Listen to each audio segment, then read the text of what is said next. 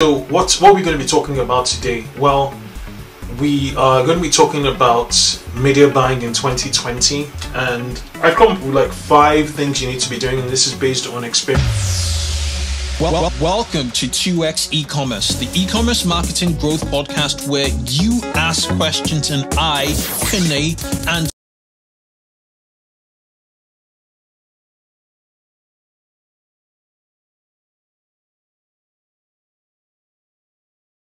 them. Also hear from proven marketing growth experts who are number 1 or number 2 in specialist areas of online retail marketing. So if you work in or own an online retail business, listen in, get involved, join me, and let's put some fuel to skyrocket your e-commerce growth. So an inbound marketing strategist, how do you beat Amazon? Natural search and our search engine position is critical to the customer flow through the website. I personally would not have an account process interrupt checkout flow at all. My favorite customer lifetime value calculation is an easy one. It's your average order value times that purchase frequency that we just talked about times your customer lifespan. I'm Kunle Campbell. Let's get rolling.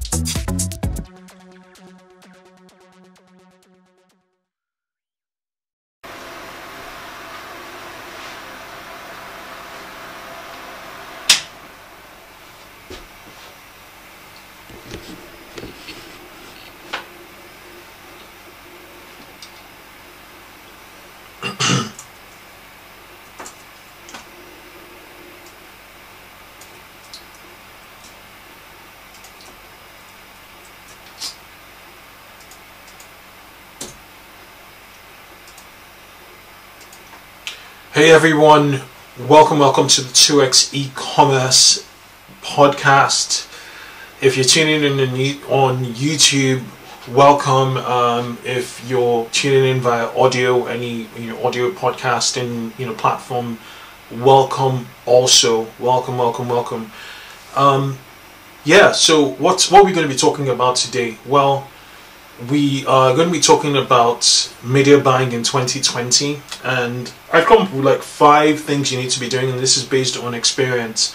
I currently work through my agency with about 5 e-commerce brands, now going to be about 6 from next week, and we predominantly work on e-commerce strategy on the one hand, and then that channels or funnels into Facebook advertising for the large part, and a bit of YouTube advertising, because I really believe in like frequency and also reach, as primary drivers to the success of your campaign. I'm not actually seeing my 2X e-commerce. I'm wearing a 2X e-commerce hoodie, by the way, if you are on YouTube. So I'm going to just adjust the camera a little bit so you guys can see the 2X e-commerce hoodie. Yeah, that's it.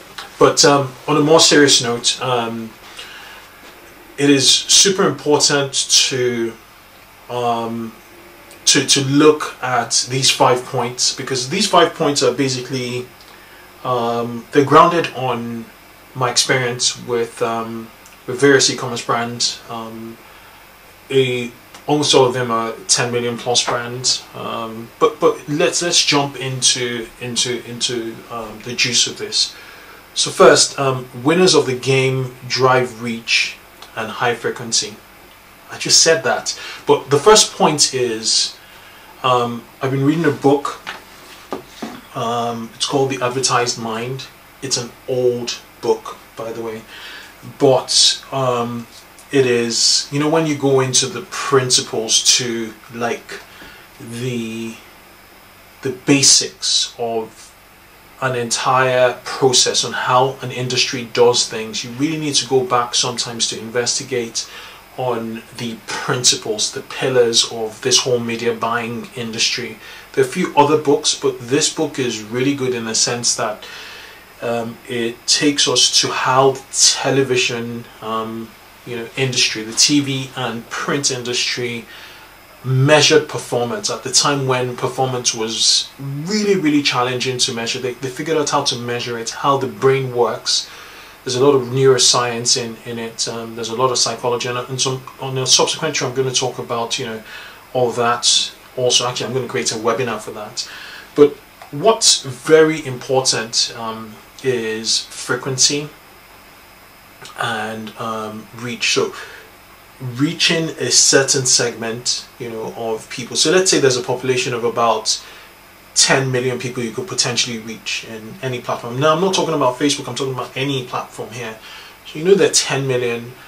Essentially, what you want to do is narrow down on a segment of that 10 million and ensure they see your ad, your message as frequently as possible, so neurons in their brains, I hope I'm not being too technical, make a connection between for memorability, right? And once they have memorability, when they're in the buying phase, they buy.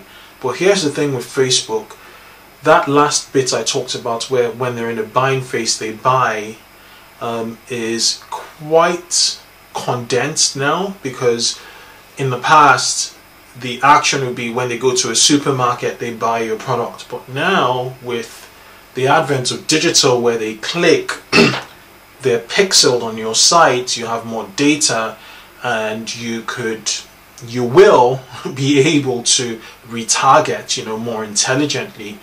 And a segment of those people would be impulse purchases, and a majority, like 80%, will not be impulse purchases, and you could further market to them, you know, further down your chain by, you know, applying some micro conversions, which I'm going to talk about later, to eventually, you know, get them to purchase. So there's a magic and a beauty of digital in the sense that it sort of shortens the purchase cycle. Everything is speedy in this generation we're in, this time we live in. Everything is speedy, but those principles hold true. So the biggest guys in the game, right, the biggest drivers in the game, think about movement watches, think about earbuds, just think about like big brands. When you're pixeled on their site, Jesus, and they would, even down at Wellington watches, they would keep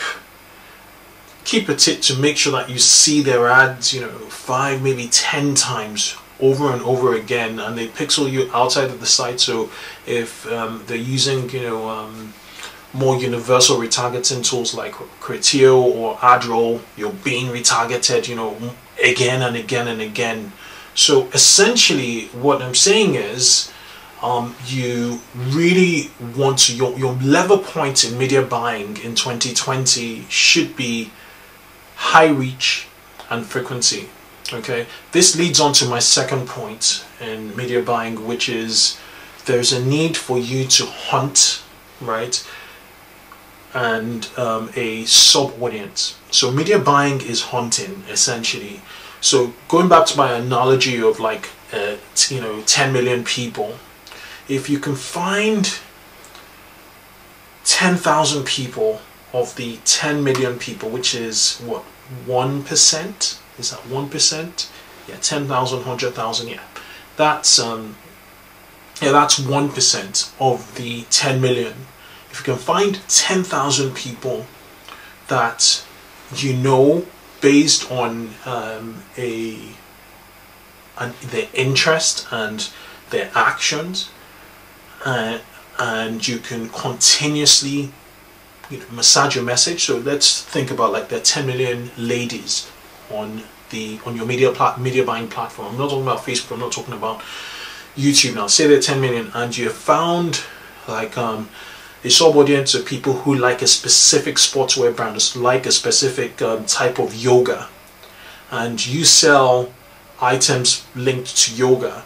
You need to hunt those people down, find them, you know, and all platforms would give you their interest and, you know, demographics. And then your idea, your goal really is to, this is a strategy, get a subset of those people try to understand the subset of those people who have high interest. And once you find that subset of people who have high interest, you accelerate your frequency to them with your ads until they take the desired action. So on Facebook, it may look something like this. It may look like you target people who like a specific kind of yoga, for instance, say hot yoga. And then your objective really is to view content them, but you set your objective always on Facebook to like conversions. Now you gather a lot of view content, and then you create a reach and frequency campaign targeted at just those view content, because those guys have decided to view it. You could, if like you're spending a lot and you're getting a sizable chunk of add to carts, then you could create a reach and frequency campaign targeted to people who are, you know, doing the add to cart. So it's kind of like a hunt. You're narrowing it down to specific people that are likely going to buy your brand, and you rinse and repeat for your brand. The third point I want to make is around on-site funnel leakage. There's on-site. So I was doing an audit on an account, and what we realized was that you know, we're wondering, you know, why are we not seeing that many add to carts? Why are we not seeing that many initiate checkouts? Looking at it, they're doing some things right. There are certainly some things they could do. They could do better. But on the, well, when we looked at things, the reality of the situation was that the e-commerce hosting platform, which was on Magento, was doing a few things wrong. First of all, their infrastructure and their setup was not optimal enough. So when you tap on the add to cart, it was taking ages, you know, for you to get feedback to confirm that you've added to cart. So add to carts in itself, the add to cart buttons were not working very well, essentially. Then the checkout process was convoluted. They were like, when you get to the checkout page, there were like there were like 15 fields. You know, it was in 2 columns, 7 on one side, 7 on. We're like, what the heck? You know, how are fresh people who potentially want to purchase, or who are lukewarm about purchasing, but you know, have been persuaded to purchase, you know, have been influenced to purchase due to your great creatives.